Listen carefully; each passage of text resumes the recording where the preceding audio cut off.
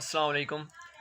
जो आज हमारा टॉपिक है वो है Taylor theorem in complex variable. सबसे पहले मैं टेलर थ्योरम की डेफिनेशन को एक्सप्लेन करूंगा, फिर इसके प्रूफ की तरफ जाएंगे।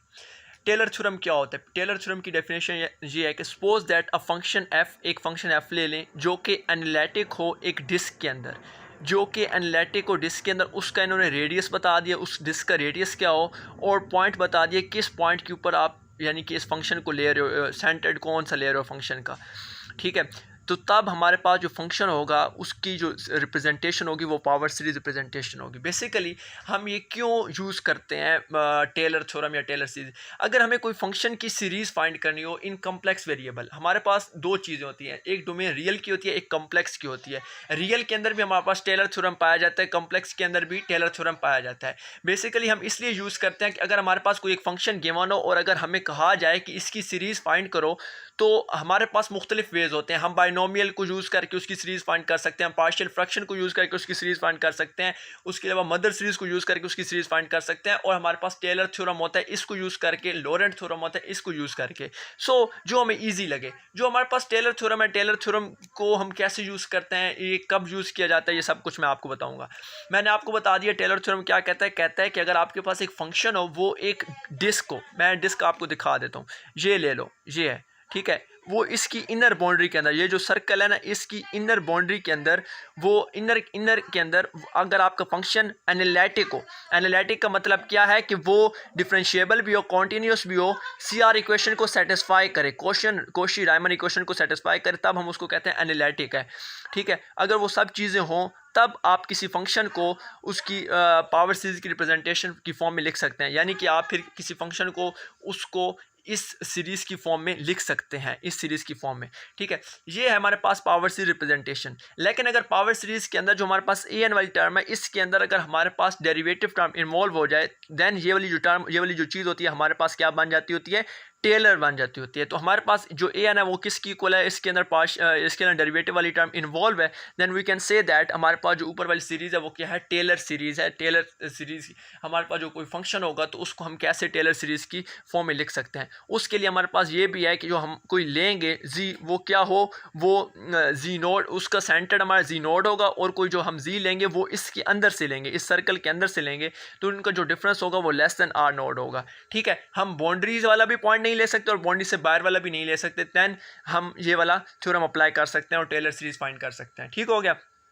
अब हम चलते हैं कि एक पॉइंट नोट है, Taylor series can expand only on those point where F of z is analytic. हमारे पास जो एफ ऑफ जी है, जहाँ पर एनालिटिक हो वहाँ पर हम टेलर सीरीज को यूज़ कर सकते हैं, क्योंकि जहाँ पर हमारे पास फंक्शन एनालिटिक नहीं होगा तो उसके लिए हम टेलर को नहीं यूज़ कर सकेंगे। फिर हम लॉरेंट थ्योरम की तरफ जाएंगे और लॉरेंट हमारी हेल्प करेगा कि हम कैसे उस फंक्शन को फिर उन पॉइंट्स के ऊपर एक्सपेंड करें। ठीक हो गया। हमारे पास जस्ट मैंने एक नीचे लाइन लिखी है, that series one converge to F of z when z lies in above open disc. वो ऊपर जो इक्वेशन वन है उसके बारे में बता रहा है कि अगर हम जो जी लें, वो जी हमारा इस डिस्क के अंदर से हो, इस जो सर्कुलर रीजन के अंदर हो, बाउंड्री पे भी ना हो, तब हमारे पास जो सीरीज़ होगी, ये वाली जो सीरीज़ हमारे पास गिवन है, ये वाली जो सीरीज़ है, तो ये क्या कन्वर्ज करेगी, एफ ऑफ जी की तरफ। ठीक है, ठीक हो गया, ये समझ आपको आ गई। उसके बाद अब हम इसके प्रूफ की तरफ चलते हैं। प्रूफ इसका क्या कहता है? इसका सबसे पहले हमारे पास दो केसेस बनते हैं। इस वीडियो के अंदर मैं एक केस को डिस्कस करूंगा जब हम इसका सेंटर ओरिजिन लेते हैं, और इससे अगली जो मेरी वीडियो आएगी उसके अंदर मैं वो डिस्कस करूंगा कि जब हम ओरिजिन के अलावा कोई और पॉइंट ले लें इनर बाउंड्री का, इनर रीजन जो बाउंड्री का है, तो तब क्या होगा। तो हमारे पास जब when z is equal to z not is equal to zero, जब जिस पॉइंट के हम एक्सपेंड कर रहे हैं वो क्या हो, ओरिजिन हो, तब क्या होगा। तो उसके लिए हम क्या करते हैं, सबसे पहले मैंने एक यानी कि एक सर्कल ड्रा किया। इसके अंदर कंटूर का कॉन्सेप्ट आएगा। कंटूर क्या होती है कि ऐसी चीज़ जो जहाँ से स्टार्ट हो वहीं पर आगे ख़त्म हो, तो उसको हम कंटूर कहते हैं। तो मैंने सबसे पहले कंटूर ले लिया, पॉजिटिवली ओरिएंटेड। पॉजिटिवली ओरिएंटेड कैसा होता है कि जब हमारे पास उसकी डायरेक्शन एंटी क्लॉकवाइज हो तब हम क्या कहते हैं कि वो पॉजिटिवली ओरिएंटेड है, और जब उसकी डायरेक्शन क्लॉकवाइज हो तो हम कहते हैं कि नेगेटिवली ओरिएंटेड है। हमारे पास एक कंटूर है, सी नोड है, उसके अंदर हमने उससे ऊपर एक और वो ले लिया, सर्कुलर रीजन, जो कि ओपन है। ठीक है, और इसके अंदर हमने जो रेडियस बताया कंटूर का वो क्या है, आर नोड है जो रेडियस है। और हमारे पास जो ऊपर वाला जो सर्कल ले लें या कंटूर कह दें, उसका जो रेडियस है वो क्या है, हमारे पास कैपिटल आर नोड है और जो हमारा कंटूर है सी नोड, इसकी बाउंड्री पे कौन सा पॉइंट पड़ा है, एस पॉइंट पड़ा है, और जो इसके अंदर हमारे पास क्या पड़ा है, जी पड़ा है, और उसका रेडियस क्या है, आर है। बेसिकली मैंने ये क्यों चीज़ डायग्राम ड्रा किया है, डायग्राम इसलिए ड्रा किया है, ये हमारी हेल्प करेगा आगे थ्योरम को प्रूव करने में, जब हम इस थ्योरम को प्रूव कर रहे होंगे। ठीक हो गया। अब सबसे पहले इसका फर्स्ट केस डिस्कस करते हैं, G node is equal to 0 by using Cauchy integral theorem. आप लोगों ने कॉशी इंटीग्रल थ्योरम पढ़ा होगा। कॉशी इंटीग्रल थ्योरम हमारे पास किस चीज़ की इक्वल होता है, F of z node is equal to 1/2 pi i integral का sign F of z, z मैंने जीरो, और सी जो है ये हमारा कंटूर को डिफाइन कर रहा है, क्योंकि Cauchy integral theorem, Cauchy Gosset theorem, ये कंटूर के कॉन्सेप्ट के अंदर ही इनको यूज़ किया जाता है। ठीक है, इनकी हेल्प से हम किसी भी फंक्शन का इंटीग्रल फाइंड कर सकते हैं, और इसके अलावा रेसिड्यूल भी आ जाता है, उनकी हेल्प से भी हम इंटीग्रल फाइंड कर सकते हैं। ठीक है, मैंने पहले कॉशी इंटीग्रल थ्योरम ले लिया। कॉशी इंटीग्रल थ्योरम जब मैंने लिया तो क्योंकि हम किस पॉइंट पे चेक करें, एट जी नोड पे चेक करें, इसलिए मैंने जी नोड इसके अंदर लिखा। ठीक हो गया।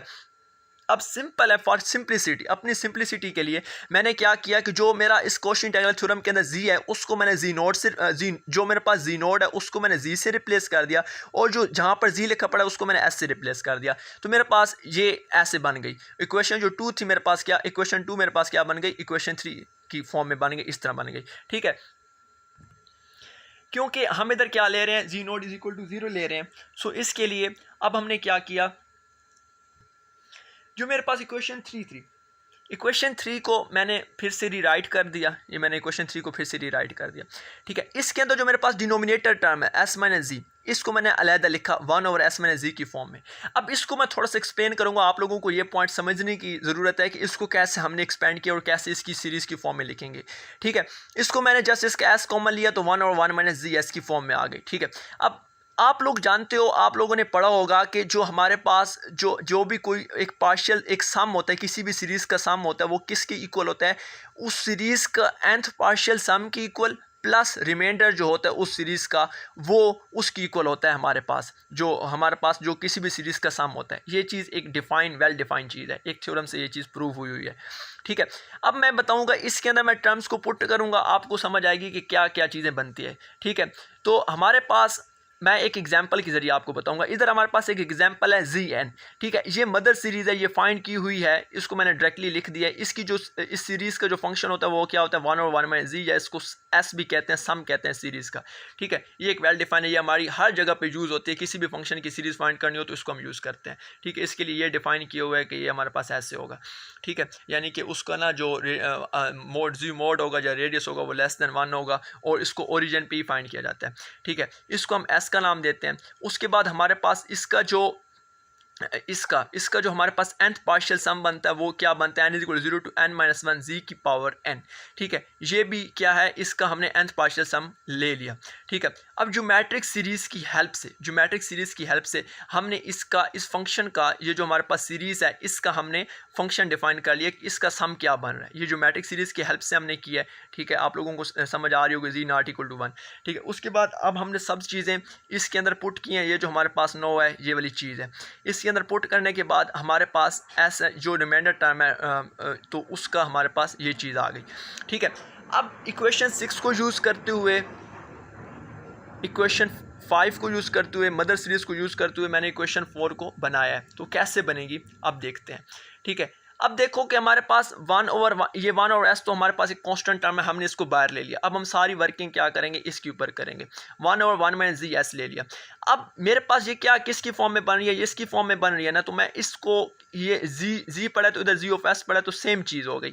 ठीक है ना, इसके लिए आपने घबराना नहीं, हम इनको सेम कंसीडर करते होते हैं। ये जी पड़ा तो इसको जी ऑफ एस कर दिया, ये इसी को रिप्रेजेंट कर रहा है। बाय यूजिंग मदर सीरीज़ हम इसको लिख सकते हैं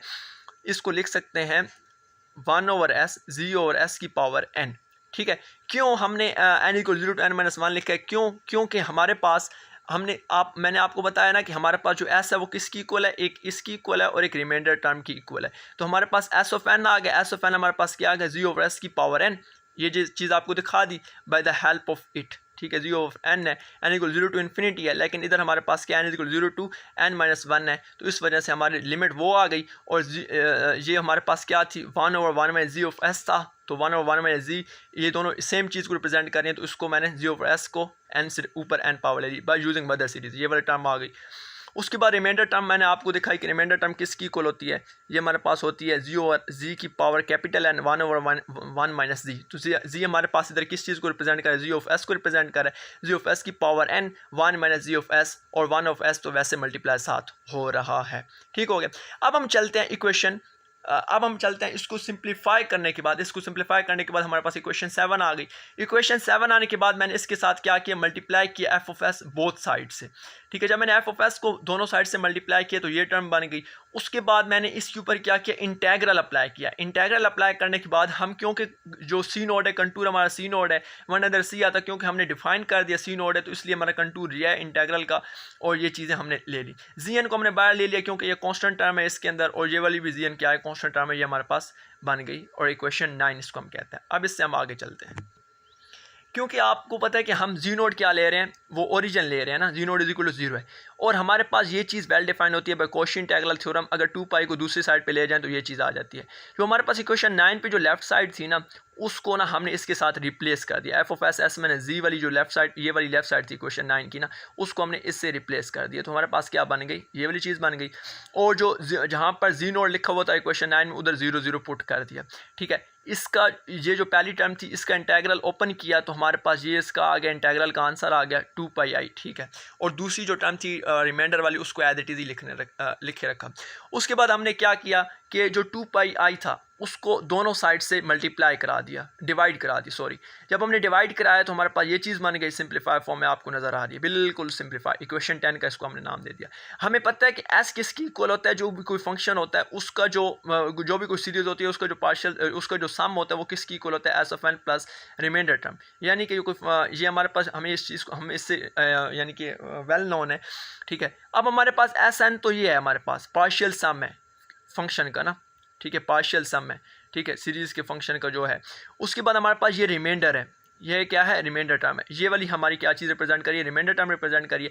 अब हमें कैसे पता चलता है कि ये वाकई रिमाइंडर टर्म है, तो इसको चेक करने के लिए हम क्या करेंगे, जो हमारे पास इक्वेशन 10 है उसमें जो ये वाला पोर्शन है, ये वाला पोर्शन है, अगर ये अप्रोच कर जाए 0 को, जब हम n अप्रोच करें इन्फिनिटी को, तो हम तब कह सकते हैं कि देन इट इज़ वाकई हमारे पास ये रिमाइंडर टर्म है।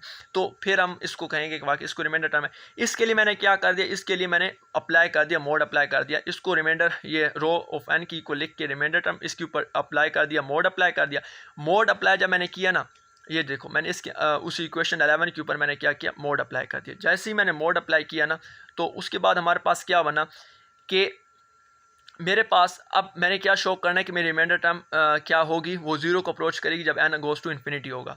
ठीक है, मैं पीछे बता चुका हूँ कि जो हमारे पास जो है ना रेडियस है s का, s हमारा क्या था, जो कंटूर की बाउंड्री पे पॉइंट पड़ा था, उसका जो रेडियस था वो क्या था, r नोट था। तो ये रेडियस है, क्योंकि मोड के अंदर ये चीज़ पड़ी होती है, इसको हम ऐसे लिखते होते हैं। और जो हमारे पास जी था, वो कंटूर की इनर पे जी पॉइंट पड़ा था, तो उसका रेडियस आर था, तो मैंने लिख दिया। जो रेडियस बड़ा था वो आर नोट था, लाजमी बात है, पहले वाली जो डायग्राम मैंने दिखाई आपको, दूसरी डायग्राम, तो R naught greater than R है, ये चीज़ से हम वेल नोन है। अब ये चीज़ हम जानते हैं कि अब हमें ये चीज़ का पता है कि जो हमारे पास होता है ना एस माइनस जी, ये एक इनइक्वालिटी है, तो वो क्या होती है, ग्रेटर देन और इक्वल टू होती है इससे, ये तो इनइक्वालिटी है। और हमने क्या कहा कि ये हमारे पास किस चीज़ की इक्वल है, आर नोट की इक्वल, हमने आर नोट लिख लिया, और जी हमारे पास क्या है, आर की इक्वल है। इनका मोड ले तो हमारा आर नोट माइनस आर आ जाता है, ये टर्म ऐसे आ जाती है। ठीक है, उसके बाद अब हमने क्या किया, अब हमने क्या सपोज किया कि जो हमारे पास फंक्शन एफ ऑफ एस है, एफ ऑफ एस हमारे पास जो फंक्शन पाया जाता है इक्वेशन 11 के अंदर, ठीक है, उसके अंदर हमने कहा कि हमारे पास एफ ऑफ एस बाउंडेड है एम के साथ, एक हमने एम ले लिया। ठीक है, जब हमने एम लिया तो हमने जो रो वाली टर्म थी उसके अंदर हमने क्या कहा कि जो हमारे पास जी वाली टर्म्स थी उसका मोड हमारे पास क्या था, आर आर, तो उसकी पावर एन थी, तो उसको हमने ऐसे लिख दिया। और ये हमारे पास इनइक्वालिटी होती है कि जी की पावर एन मोड के अंदर हो तो वो इसको बाहर लिख सकते हैं, हमने सिंपली यही वाला काम किया। और 2 पाई आ गया, क्योंकि मोड के अंदर इजोटा ख़त्म हो जाता है, तो 2 पाई आ गया, और एम से हमारा फंक्शन बाउंडेड था, एम आ गया। और नीचे जो हमारे पास पड़ा था एस, मोड के अंदर एस पड़ा था, तो आर नोट की पावर एन आ गया, और z minus s minus z पड़ा था, तो उसको हमने ऐसे लिख दिया, क्योंकि s minus z R naught और माइनस आर आ गया।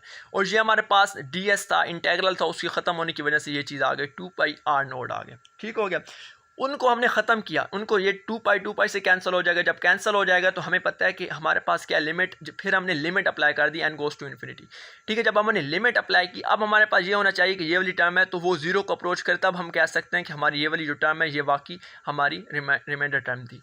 ठीक है, हमें पता है कि अब मैंने क्या किया, जो मेरे पास r था और r नोट था, क्योंकि दोनों की पावर सेम है तो उनको मैंने एक उसके अंदर लिख दिया, एक पावर के अंदर लिख दिया। m r नोट वैसे आ गया, r note minus r note वैसे आ गया। अब मुझे पता है कि r नोट मेरा क्या है, ग्रेटर है r से, और r ओवर r नोट जो है वो लेस देन 1 है। क्यों? क्योंकि अगर ग्रेटर टर्म डिनोमिनेटर में आ जाए तो देन डेफिनेटली जो आंसर होता है वो 1 से लेस होता है। और मैं इस चीज़ से भी वेल नोन हूँ कि अगर मैं इसके ऊपर लिमिट अप्लाई करूँ और जो मेरे पास फ्रैक्शनल पार्ट है वो लेस देन 1 हो तो वो हमेशा किसको अप्रोच करता है, ज़ीरो को अप्रोच करता है।